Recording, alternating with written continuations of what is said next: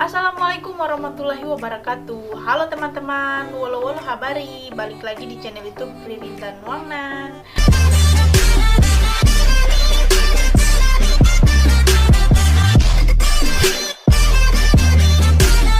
Oke teman-teman, sebelum saya lanjut ke video, perkenalkan nama saya dulu. Mungkin belum ada yang kenal saya, mungkin ada yang baru bergabung di channel saya dan belum tahu saya dari mana dan saya sekarang tinggal di mana.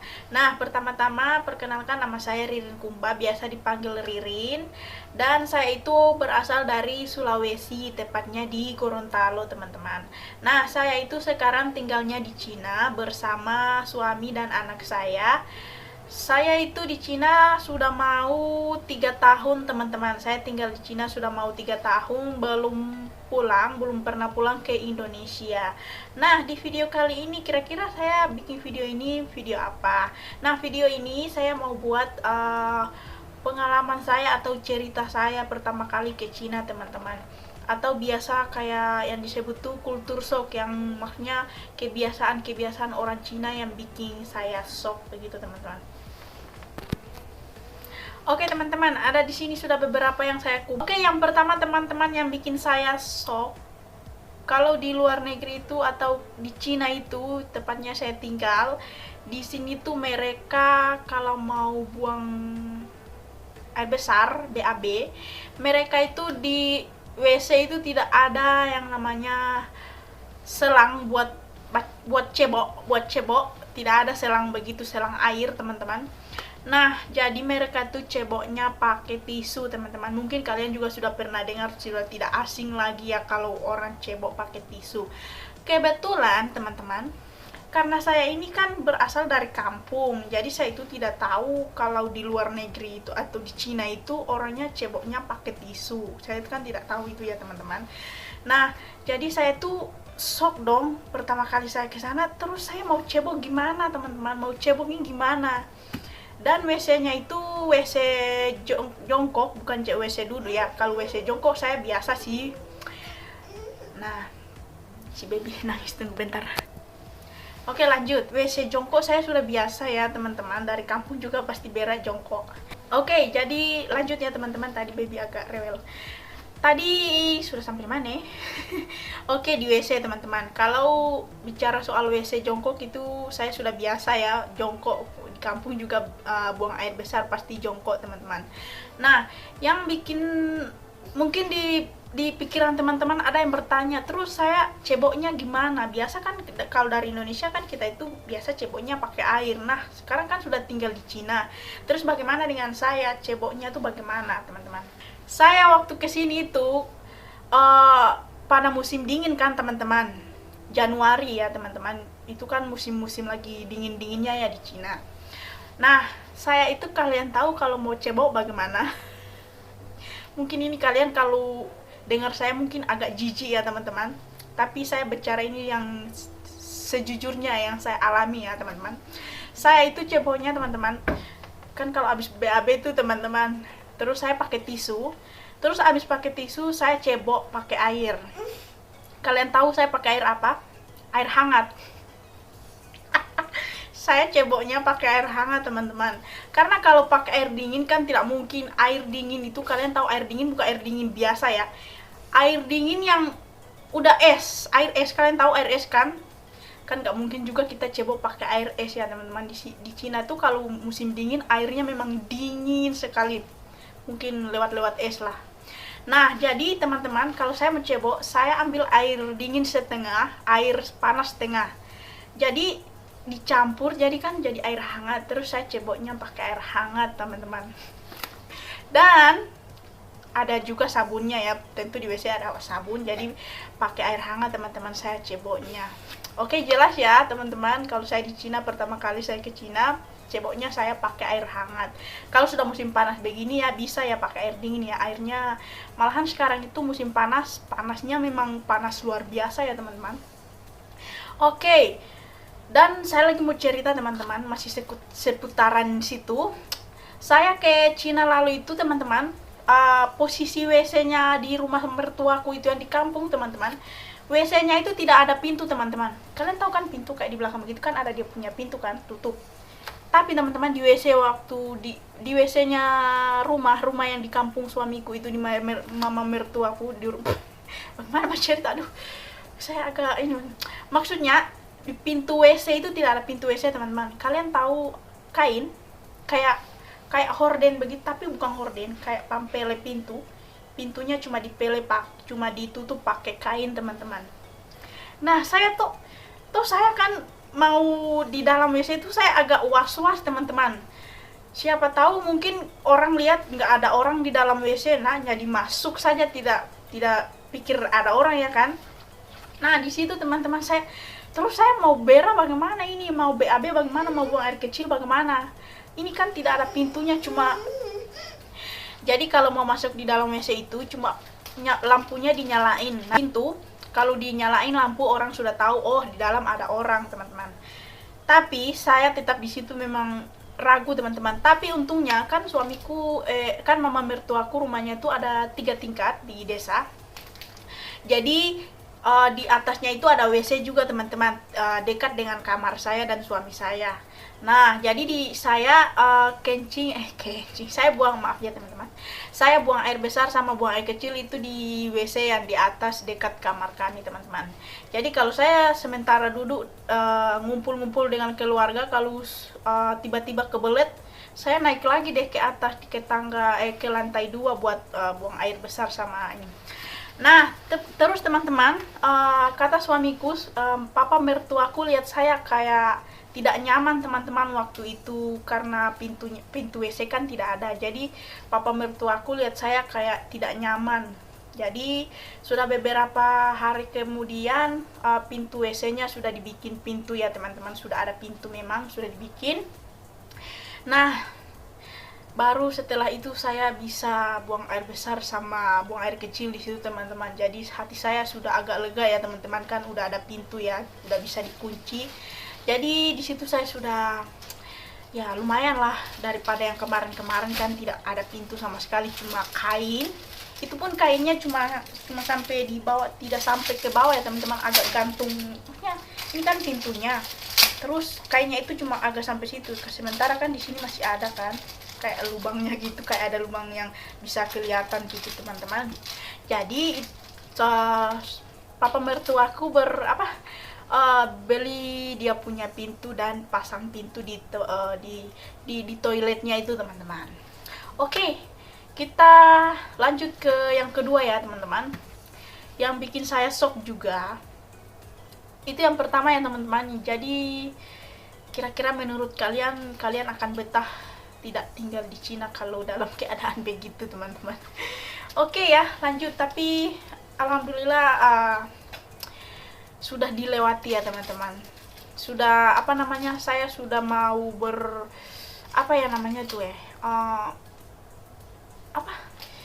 saya susah mau ngomong teman-teman. Saja yang kedua ya teman-teman yang bikin saya shock, yaitu makannya.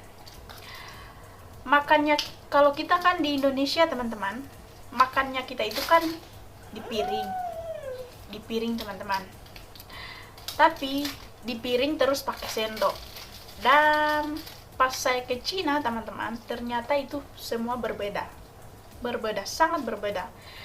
Berbedanya memang beda sekali sama yang saya alami di kampung, maksudnya sama yang saya di kampung saya ya teman-teman. Kalau saya di kampung itu kan makan pakai piring, terus pakai sendok juga, terus langsung sama nasinya ya teman-teman, lauk sama nasinya. Nah kalau di Cina itu beda teman-teman. Kalau misalnya saya nggak tahu ya di tempat-tempat lain gimana ya. Kalau saya di kampung itu teman-teman makannya nasi, satu piring itu sudah ada nasi, sayur atau ikan ya, begitulah teman-teman. Tapi kalau di Cina teman-teman, kalau kita kan makan bersama keluarga begitu, semua lauk pauknya sudah di meja teman-teman. Tapi tidak ada nasi ya. Nasi mereka makannya itu kalau sudah selesai makan semua sayur, daging-dagingan, buah-buahan pula, sayur-sayuran, pokoknya begitu lauk-lauknya teman-teman. Semuanya kan sudah selesai dimakan. Nanti kalau udah terakhir makan, tahu nggak teman-teman? Terakhir makan baru nasinya mau diambil teman-teman. Mungkin saya tidak tahu ya di tempat lain gimana ya teman-teman. Teman-teman lanjut lagi. masih di seputaran makan juga ya teman-teman. Makannya mereka itu pakai mangkok teman-teman, mangkok yang sedang begitu teman-teman. Terus ada kalanya juga ada mangkok yang pecah, tapi ada juga yang plastik. Nah, kalau yang plastik itu sering kita temui kalau makan bersama keluarga agak banyak. Jadi kita makannya itu pakai mangkok yang plastik teman-teman, sama sumpit yang sekali pakai langsung buang begitu teman-teman. Oke, dan mereka itu teman-teman minumnya tuh bukan air. Ada yang alkohol, ada yang minuman bersoda. Begitu minumnya mereka di sini teman-teman. Jarang sekali saya melihat orang makan tuh pakai air, minum air. Maksudnya minum air ya teman-teman. Apalagi kalau kan saya kan tidak biasa kan teman-teman. Pertama itu saya tidak biasa kan. Minum air panas waktu musim dingin, minumnya air panas memang. Ya begitulah ya teman-teman ya. Pertama kali jadi saya tuh shock ya. Oke, yang kedua teman-teman, masih seputaran makan, tapi ini di pesta-pesta gitu yang ada hajatan-hajatan begitu teman-teman. Seperti yang saya bilang tadi, kalau di banyak orang makannya itu pakai mangkok sama sumpit yang sekali pakai langsung buang. Kalau kita kan di Indonesia kan kalau bikin pesta atau hajatan begitu kan ada yang sudah dari tempatnya ada yang sudah tukang tenda, tukang masak, tukang cuci piring, tukang yang kursinya mau dipakein kain itu kan sudah tersendiri ya teman-teman. Kalau di sini cuma duduk, kasih amplop, terus tulis nama, sudah makan, habis itu udah pulang. Begitu di sini teman-teman. Begitupun kalau ada yang meninggal begitu teman-teman, kan ada yang meninggal, terus kan banyak orang pastinya ya. Nah habis makan sudah. Kalau sudah makan habis itu langsung pulang. Saya tidak tahu di tempat lain bagaimana ya teman-teman. Cuma yang saya lihat di sini begitu di kampungnya suamiku. Oke, jadi sudah jelas ya teman-teman. Menurut kalian saya ini bercerita jelas tidak? Kalau agak terputar-putar mohon dimaafkan ya teman-teman. Kalau agak bertele-tele maafkan ya teman-teman. Tapi saya rasa saya bercerita ini tidak bertele-tele. Cuma saya kan agak grogi jadi kelihatannya begitu. Oke, lanjut teman-teman. Yang ke berapa sekarang? Ketiga ya? Oke, yang ketiga teman-teman. Yang ketiga yaitu kita mau menerima sesuatu. Misalnya ada yang kasih kita rokok. Saya kasih contoh yang paling gampang ya. Rokok teman-teman. Kalau kita di Indonesia kan orang kasih rokok tuh langsung ambil kan? Kalau di Cina tuh biasanya orang masih banyak drama teman-teman. Saya tidak tahu kenapa, saya tidak tahu juga kenapa. Kalau mereka tuh misalnya ada yang lagi rokok kalau pertemuan begitu ya teman-teman. Mungkin ada ketemu di jalan atau ada yang berkunjung ke rumah kita mungkin begitu. Terus kan kita dari pihak rumah ini maksudnya mau kasih sama teman kita ini rokoknya. Tapi teman kita tuh kayak tidak mau menerima itu rokok karena dia ada, katanya dia masih ada teman-teman. Nah kalau kita kan di Indonesia ya fine aja, dikasih langsung ambil. Malahan ada yang minta rokok satu batang dong, rokok satu dong. Nah begitu. Kalau di sini beda teman-teman. Kalau dikasih lagi ya semacam tidak mau tapi hatinya pasti mau. Oke, lanjut yang itu di rokok ya. Ada juga yang di amplop. Misalnya ada yang kasih amplop kalau kayak hajatan begitu kan teman-teman. Kalau ada udah lahiran. Kalau ada keluarga yang kasih amplop tuh jangan langsung diterima teman-teman. Di sini tuh kayak sungkan mau ambil pemberian dari keluarga begitu teman-teman. Misalnya saya kan lalu habis lahiran kan. Misalnya saya habis lahiran nih. Terus ada saudara, kakak sepupu atau adik sepupu yang kasih saya amplop, hampau. Nah itu teman-teman kita jangan langsung terima. Kita tuh maksudnya agak menolak, jangan langsung terima teman-teman. Tapi kalau kita tuh nggak terima, mereka tuh maksa terus sampai kita terima amplopnya teman-teman. Begitu kalau di Cina. Kalau mau dikasih terus kita menolak, mereka tuh maksa terus, maksa. Kalau kita tuh tidak ambil kayak tidak menghargai lah. Mungkin kayak begitu ya teman-teman. Tapi kalau kita mau ambil, tapi jangan langsung diambil ya. Masih ya tahu ya, masih banyak dramanya lagi, masih tolak menolak, dikasih menolak, baru terus begitu mungkin sampai satu jaman bisa ya. Tolak menolak itu mungkin bisa sampai 1 jaman teman-teman, belum selesai. Nanti kalau sudah diambil amplopnya, sudah deh selesai. Pernah saya juga lihat mama mertuaku sama saudaranya begitu berkunjung ke rumah teman-teman, terus makan, dikasih saudara ini kasih amplop sama mama mertuaku, terus mama mertua itu kayak nggak mau teman-teman. Kan ini ceritanya sudah selesai makan kan, ceritanya kan sudah selesai makan teman-teman. Nah mereka itu mau kasih amplop, tapi mama mertua ini ceritanya tidak mau, menolak teman-teman. Dan posisinya orang yang kasih amplop ini sudah mau pulang. Nah mama mertua masih menolak. Menolak dan akhirnya itu amplop dikasihlah, diisi di kantong, tapi jatuh dan orangnya sudah keburu pergi, amplopnya ditinggal. Jadi mereka pikir terserah dia mau ambil atau tidak. Tapi sayang juga kan, sudah jatuh tapi tidak diambil. Apalagi kalau isinya ada yang 100-200 yuan kan, mubazir juga kalau nggak diambil. Orangnya sudah pergi tapi uangnya bawa, mungkin kan harus kita ambil juga ya teman-teman. Oke, lanjut lagi teman. Seperti yang teman-teman tahu, mungkin ada sebagian yang belum tahu juga, kalau di Cina itu teman-teman tidak bisa sama sekali bersosial media. Semua sosial media di Cina itu tidak boleh. Mau FB, mau WA, mau IG, mau Twitter, mau YouTube, apalagi tidak boleh. Sama sekali tidak boleh. Pada saat saya ke Cina lalu teman-teman, itu memang sunyi suntuh sekali, tidak tahu saya mau ngapain. Saya waktu ke Cina lalu memang tidak bisa ngapa-ngapain. Memang sunyi teman-teman.